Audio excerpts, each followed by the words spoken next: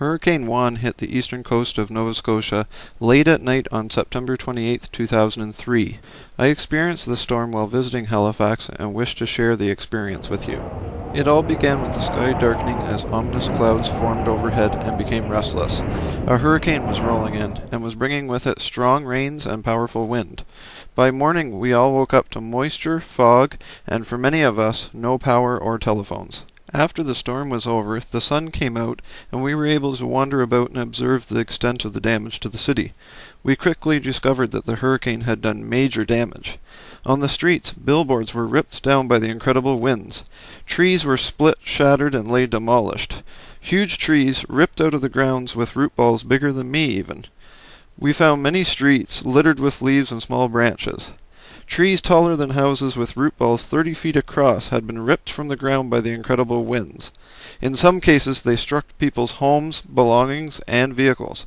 It was horrible to see a scene like this where the car was crushed by a tree. As we continued our exploration to see the extent of the damage, we headed down to the Halifax harbor. We found that the damages were equally as devastating down here. A sailboat was sunk with only its masts showing. Docks had their decks ripped off by the winds and water surges. A storage room on this boat was tossed around by the winds. This dock along the harbor was littered with debris from the storm.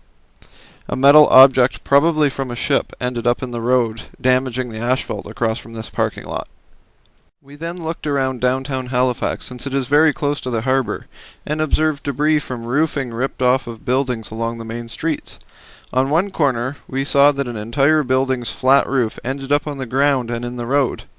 On another street, we saw a sign pole that had apparently been ripped from its bolt and carried some distance down the street by the wind. We now go to a scene which, to me, seems to summarize the entire experience. Notice the tree threatening the home, car, and most of all, the baby carriage underneath.